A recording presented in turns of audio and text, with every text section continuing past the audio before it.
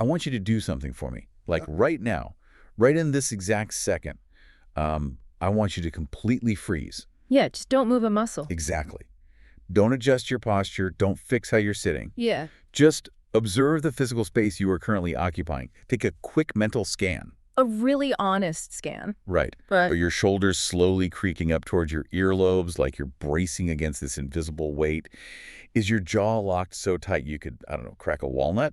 probably. And check your breathing. Okay. Like, are you actually taking full deep breaths, or are you just sipping these little shallow pockets of air right at the top of your collarbones? It is genuinely staggering how often the answer to all of those questions is just a hard yes. Yeah. And yet, the person listening is entirely oblivious to it until the exact moment you point it out. We simply carry around this low-grade chronic state of sympathetic arousal. Just constantly stressed. Exactly. It's this physical bracing against the world, and we treat it like it's our default factory setting. And realizing that you are clenched like a fist right now, that is the perfect launch pad for our mission today. So, welcome back to the deep dive. Glad to be here. Usually when we get together to synthesize our research stacks, we spend a massive amount of time talking about optimizing the mind's software. Oh, yeah. The cognitive frameworks. Yeah, the decision matrices, how to spot cognitive biases, all that mental gymnastics. But today, we are completely pivoting. We really are. We are shifting our focus away from the software to actually inhabiting the hardware. We're talking about your physical body, and we're exploring what the sources beautifully refer to as the Symphony of Embodiment. Which is an absolutely necessary pivot if you look at the trajectory of modern optimization culture. What do you mean by that? Well, there's this pervasive, almost unspoken goal of trying to escape the physical body. Like we want to upload ourselves into some transcendent realm of pure, detached intellect. Whose brain's in a jar. Exactly.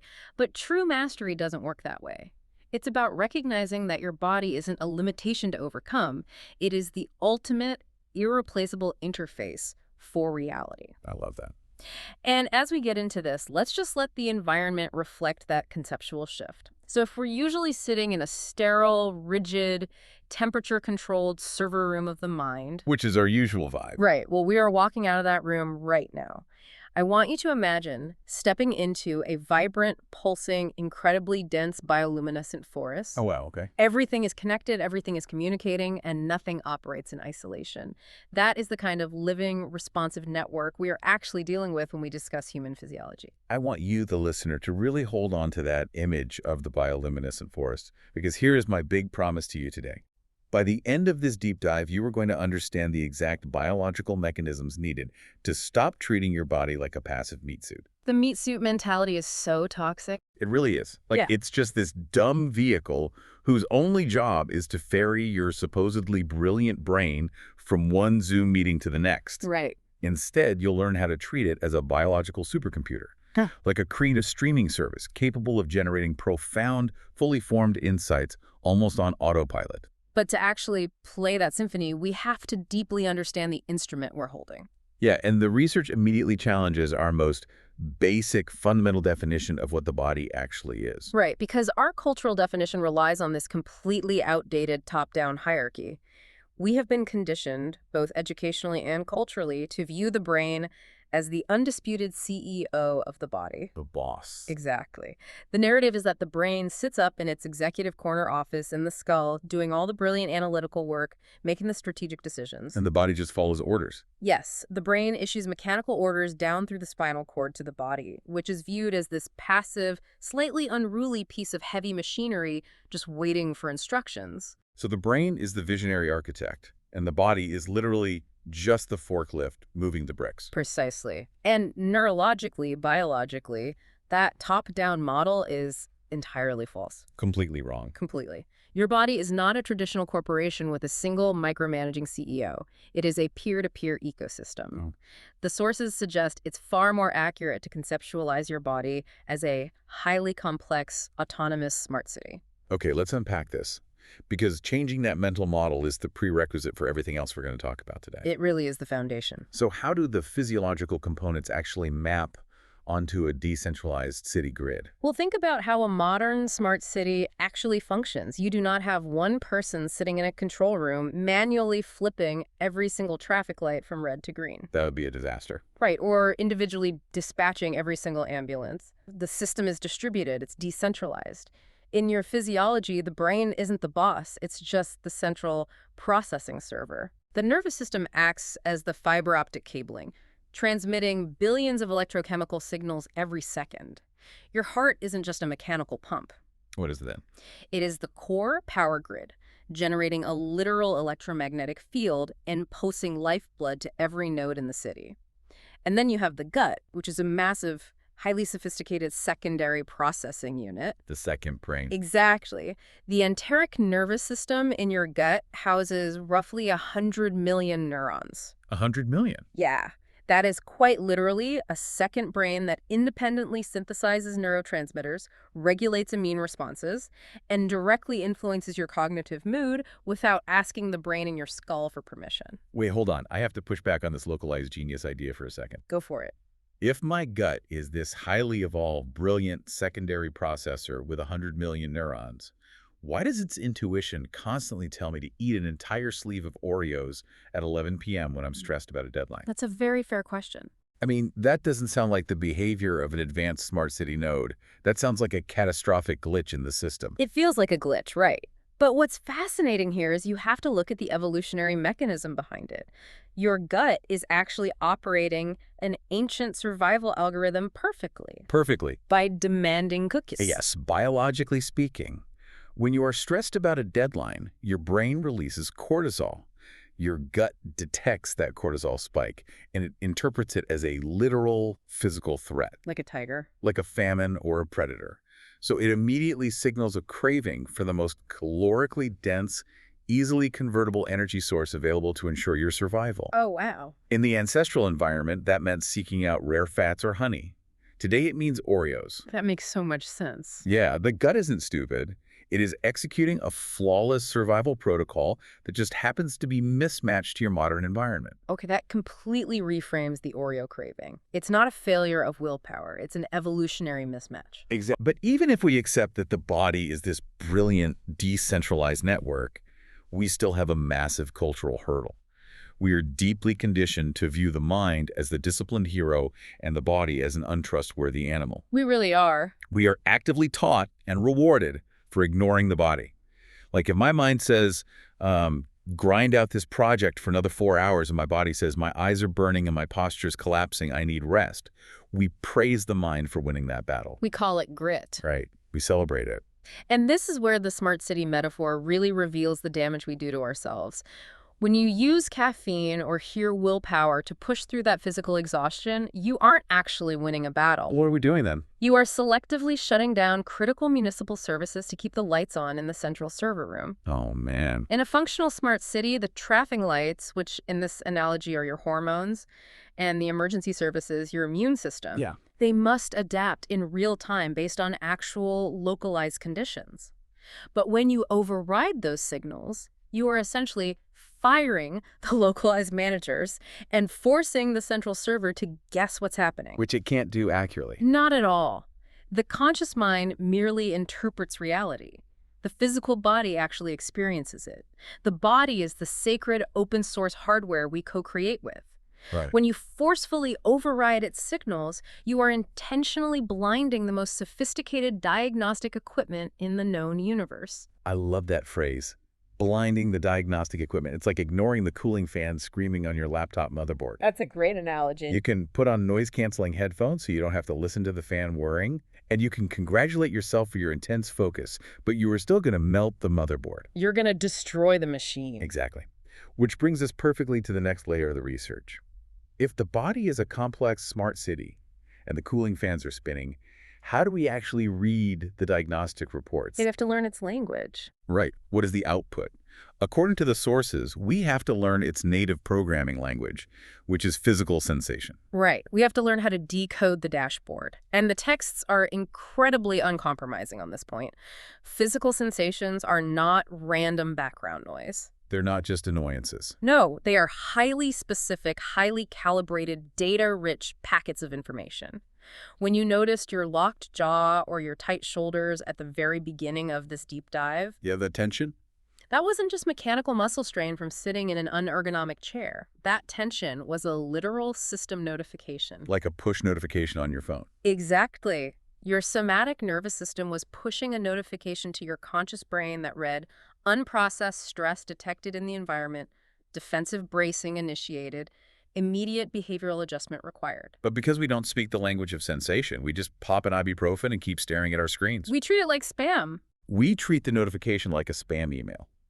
And the sources point out that the reason we treat it like spam is because of a massive, almost incomprehensible processing gap between the mind and the body.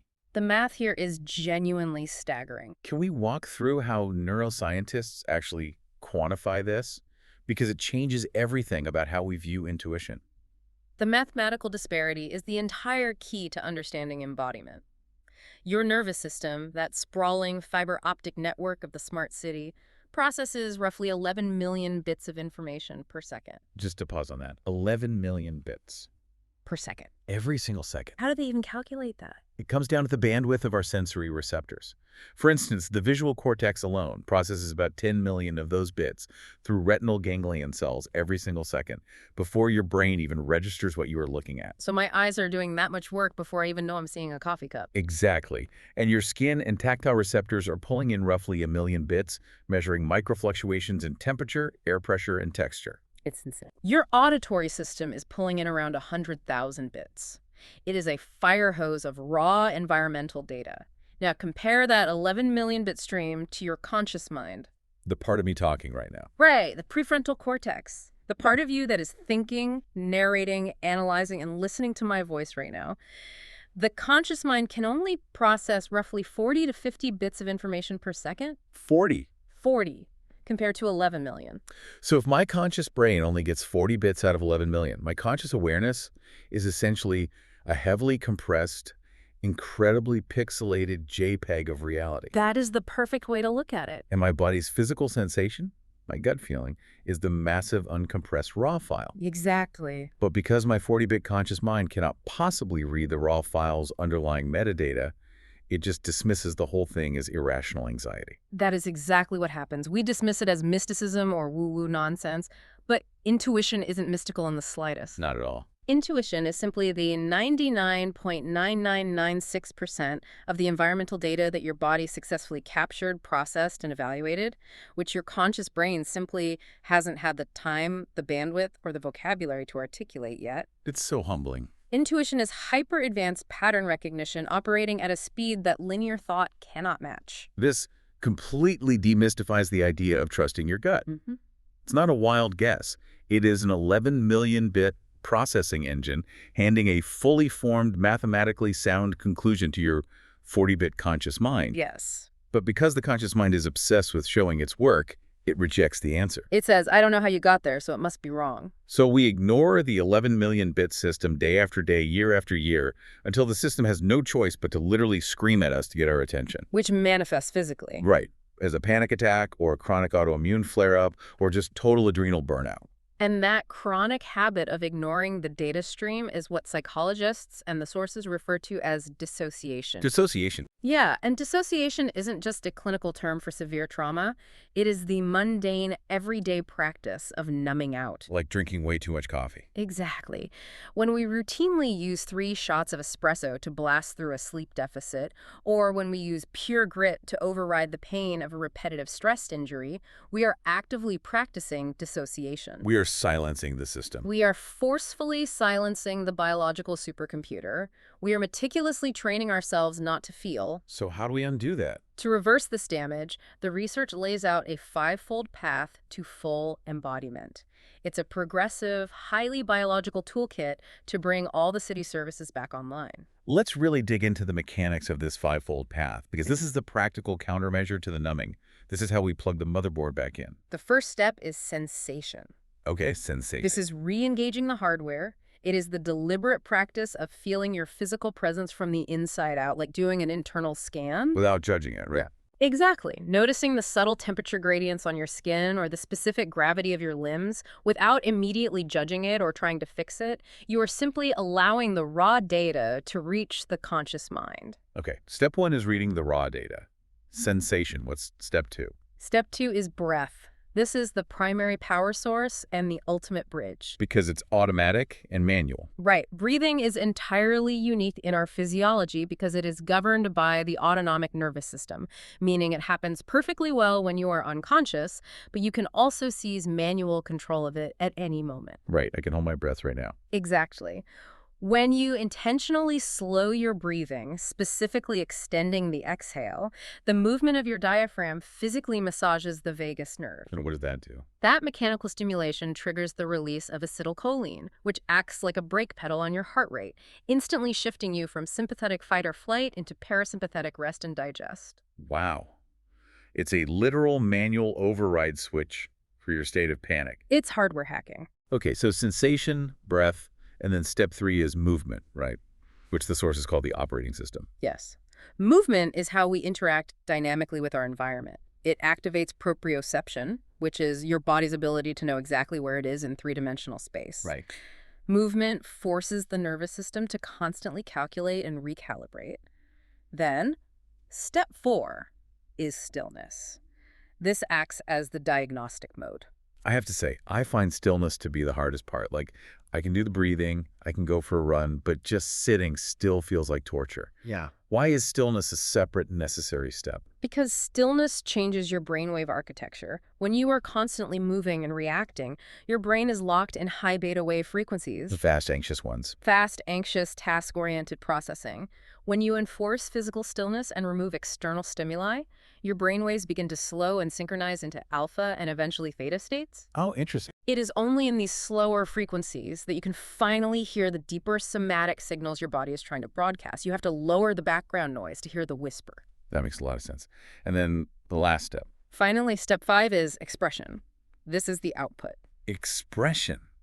Like an emotional expression. Yes, but physicalized. It is the physiological necessity of allowing the internal sensation you've just processed to manifest authentically in the physical world. Oh, I see. If you feel grief, you must allow the physical mechanism of crying. If you feel joy, you allow the kinetic expression of laughter or movement. Repressed expression literally stores kinetic energy in the fascial tissue. Wow. Okay, so if we take this entire framework, if we use the five-fold path to finally read the dashboard of our sensations without judgment, what do we actually do with that data? Well, that's where the magic happens. According to the research, once the static clears, you start to notice distinct, undeniable, repeating patterns in how your body functions. You stop viewing your daily energy crashes as personal failures, and you start seeing the underlying biological code. And this is where the sources transition into discussing the steadfast drum of our natural rhythms. Right. You realize you are not a flatline machine. You were never designed to output the exact same quotient of productivity at 9:0000 a.m., 2:00 p.m., and 7:00 p.m. But we act like we should be able to. We do, but we are biological organisms entirely driven by overlapping frequencies and cycles. Now, most people are somewhat familiar with the circadian rhythm, right? Yeah, the basic 24-hour sleep-wake cycle. Exactly, our synchronization with the Earth's rotation and daylight. But the sources argue we need to look much closer at the microcycles occurring within that 24-hour window. We need to understand our ultradian rhythms. Okay, let's dive deep into ultradian rhythms, because I think this is the missing piece for a lot of high performers. We know about the daily clock, but what is happening on a 90-minute basis? Ultradian rhythms, specifically the basic rest activity cycle, or BRAC, govern your capacity for sustained focus. Your brain can maintain peak high-frequency cognitive output for approximately 90 to 120 minutes, tops. During this time, your neurons are firing rapidly, but this process has a literal chemical cost. You are rapidly depleting sodium and potassium ions in the synaptic clefts, and you are burning through glucose. So you're physically running out of fuel? Yes. After roughly 90 minutes, the local supply of these resources runs low, and biological waste products start to accumulate. Your body biologically mandates a 20-minute refractory period to flush the waste, replenish the ion channels, and reset the system. But this brings us right back to the clash with modern reality. It always does. The underlying biology demands a 20-minute restorative dip every 90 minutes.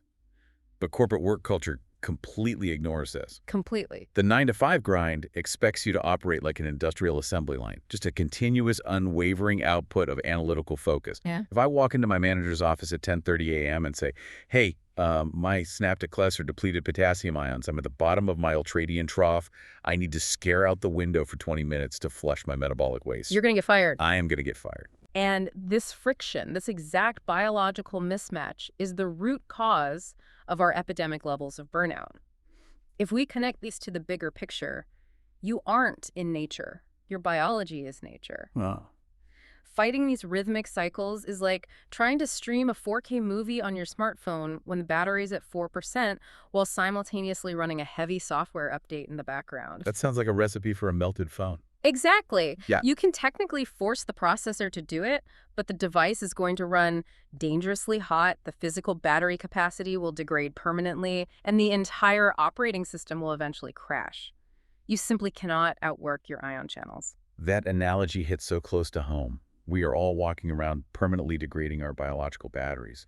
So how do we stop fighting it? How do we align the smart city with these macro and micro rhythms? Well, the text points to a very specific anatomical structure as the starting point. To align the system, you have to talk to the master conductor, right? Yes.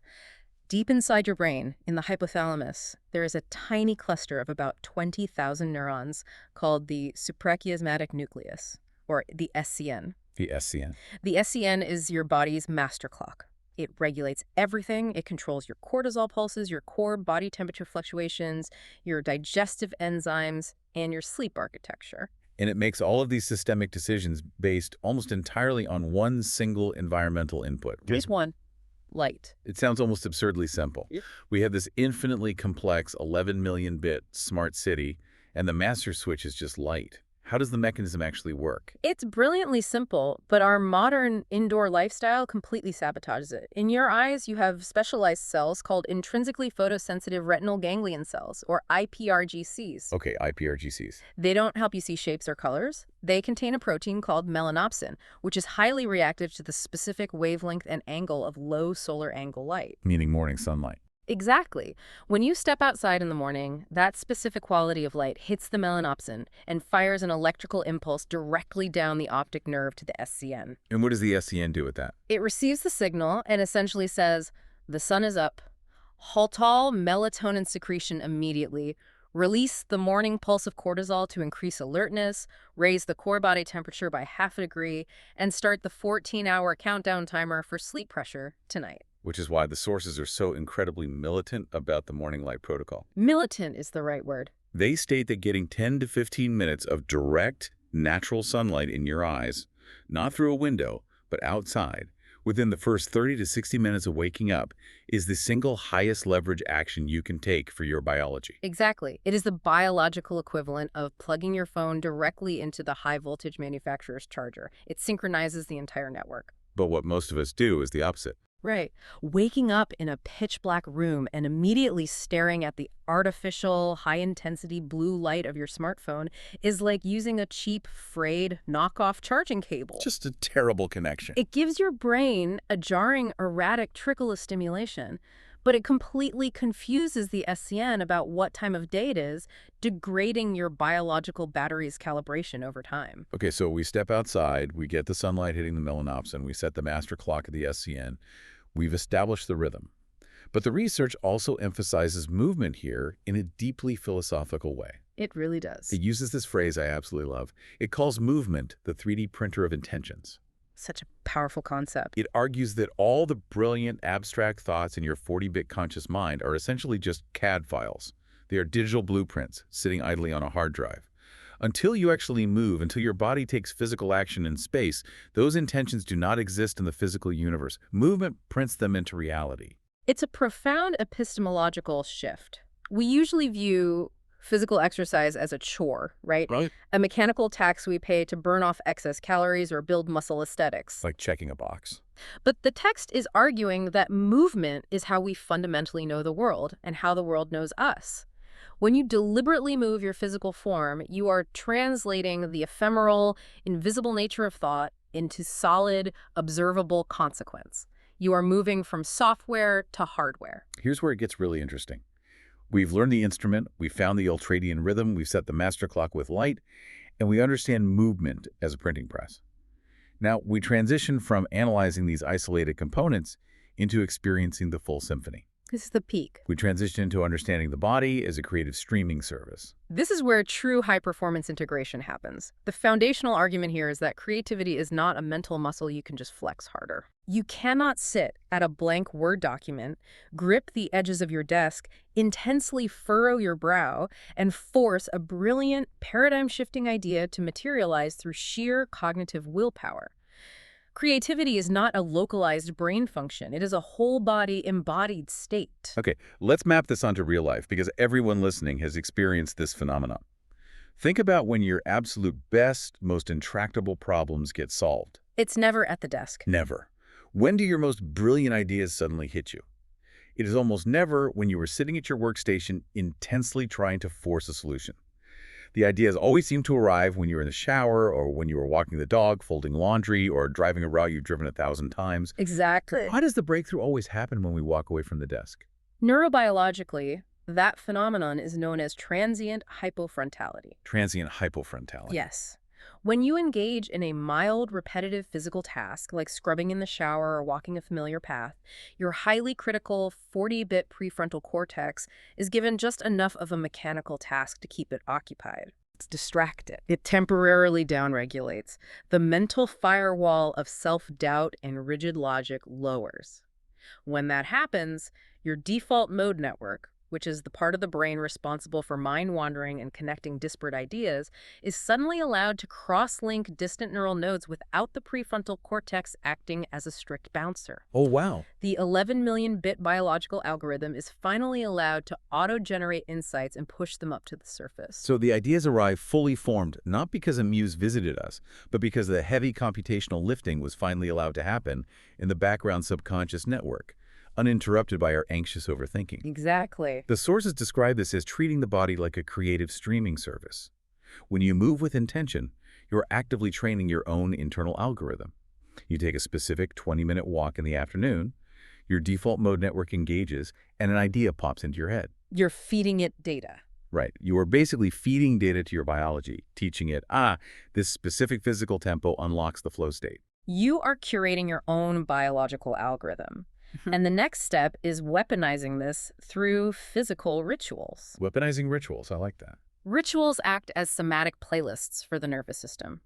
You can use classical conditioning on your own biology. For example, if you always do your morning journaling while drinking a specific, distinctly flavored tea and lighting a specific cedar candle, you are creating a linked sensory cascade. Like Pavlov's dogs, but for flow state. Exactly. Eventually, just the smell of the cedar and the taste of the tea acts as a powerful physical push notification to your nervous system.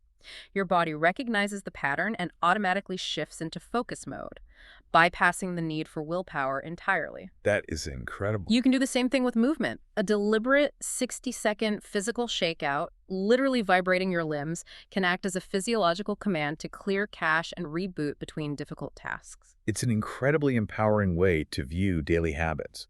They aren't just restrictive rules we force on ourselves.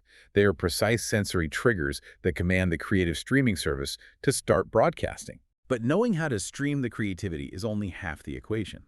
We also have to know when the broadcast will actually reach the audience, meaning when our brains are actually capable of receiving the signal. And this brings us to the highly practical, daily application of all this biology, mapping your biological prime time. This is where we operationalize those ultradian rhythms we discussed earlier. The sources dictate the absolute necessity of conducting an energy audit of your day to find your natural peaks and troughs. An energy audit. Yes, you simply cannot treat a Tuesday at 8:30 a.m. the same way you treat a Tuesday at 3:15 p.m. Your biological capacity, your neurochemistry, and your processing speed are entirely different at those two moments. So how do we practically structure a day around this biological reality rather than a rigid corporate clock? While individual chronotypes vary, a standard energy audit generally breaks the day into 3 distinct zones. First is peak energy. Okay, For the majority of people, this occurs a few hours after waking, say 7 a.m. to 10 a.m. The rule here is absolute ruthlessness. This window must be fiercely protected for deep, creative, high-leverage problem-solving. So no emails. No checking emails, no scrolling social media, no casual touch-base meetings. You do not squander your peak cognitive bandwidth and optimal ion channel saturation on low-friction administrative tasks. Got it. What's the second zone? Second is moderate energy, usually hitting in the early afternoon, roughly 1:00 p.m. to 4:00 p.m. Your brain is fatigued, the deep creative well is lower, but you can still execute known parameters. This is the time for administrative work, returning phone calls, processing emails, and collaborative meetings. And the third? Finally, low energy, which hits in the late afternoon and evening. This time must be strictly reserved for connection, family, and physiological recovery. No complex problem solving whatsoever. And to protect that precious peak time, the sources recommend something called the Pomodoro Protocol for the nervous system. Yes, a vital upgrade. Now, almost everyone in the productivity space knows the standard Pomodoro technique, right? Work for 25 minutes, take a break for 5 minutes. But let's be honest about how we actually use that 5-minute break. I have personally failed at this so many times. We all have. I used to do 25 minutes of intense focus, and then for my break, I would decide to optimize my time by doing 5 minutes of jumping jacks while staring at a spreadsheet on my monitor to make sure I didn't miss an email. Oh, that's brutal. I thought I was biohacking. Instead, my nervous system was so utterly confused, it didn't know whether we were running from a tiger or building a Q3 revenue projection.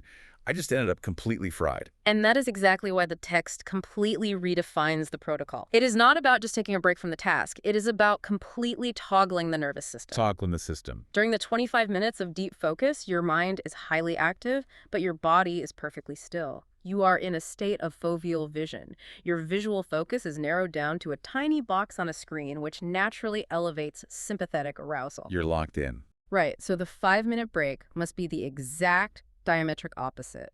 The body becomes active and the mind becomes passive.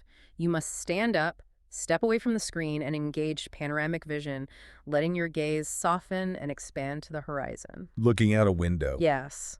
Looking at the horizon literally signals the amygdala to stand down. You physically stretch or walk. This toggling prevents the nervous system from getting locked into a chronic, low-grade fight-or-flight stress response. Toggling the states. Mind active, body still, followed by body active, mind passive.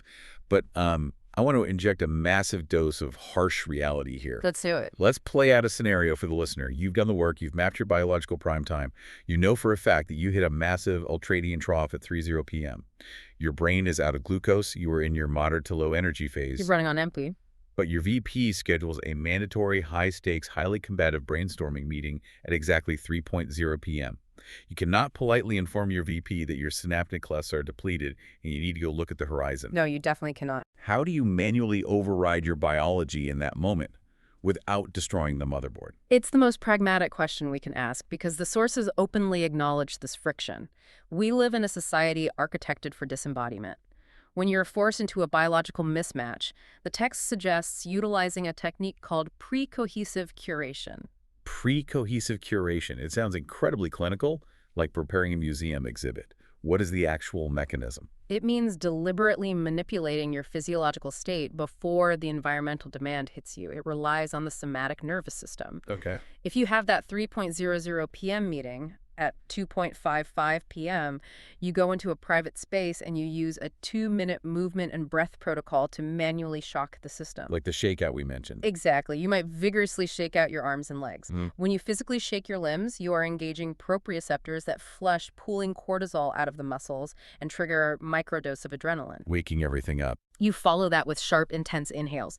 You are essentially tricking your body's fight or flight system into thinking it just successfully escaped a physical threat. Wow. The biological aftermath of surviving a threat is a temporary, intense state of hypo-focused calm. You use the fivefold path as a literal ad blocker against corporate burnout. So you are forcing a manual override to manufacture presence. Yes, but, and this is the absolute most critical caveat of the entire concept, you have to acknowledge the metabolic cost of that override. It's not free. It is definitely not free. You didn't magically create new energy. You borrowed that energy from tomorrow's reserves at an incredibly high interest rate. And you must pay that debt back with deep, uncompromising rest that evening, or the system will break. You cannot run the override indefinitely, which acts as the perfect, necessary transition into our final segment. Every streaming service requires servers to go offline for maintenance. They absolutely do. Every symphony, no matter how complex or beautiful, must eventually resolve into silence. We have to conclude by looking at the biological bill coming due, the critical importance of rest, and the non-negotiable protocol of the digital sunset. This is where we face the biological absolute. The research is entirely uncompromising on this singular point. You cannot hustle, hack, or supplement your way out of sleep debt. No amount of espresso fixes it. None. Sleep is not a luxury, it is not a weakness, and it is not wasted time. It is the foundational, non-negotiable firmware update for your entire biological supercomputer. Firmware update. Yes. It is the only time the glymphatic system in your brain opens up to literally wash away metabolic waste and amyloid beta plaques that built up during your conscious hours. It is when short-term experiences are consolidated into long-term memories, and when physical tissue is repaired. And the sources quantify the specific, brutal cascade of failures that happen when we skip this firmware update. It immediately tanks your HRV, your heart rate variability, which means your nervous system loses its physical resilience. It shatters your baseline. It causes the amygdala to become hyperreactive, making your emotional state incredibly fragile. It completely bricks that creative streaming service we just spent 20 minutes building. When you are sleep-deprived, a slightly ambiguous email from a colleague isn't just a communication issue. Your brain interprets it as an existential threat. To protect this firmware update at all costs, the text introduces the digital sunset protocol. It requires that 2 hours before your intended sleep time, you must radically alter your environmental inputs, specifically light. We're back to light again. Always back to light. You must dim overhead lighting and turn off all digital screens, or at the absolute minimum, use high-quality, heavy blue light blocking glasses.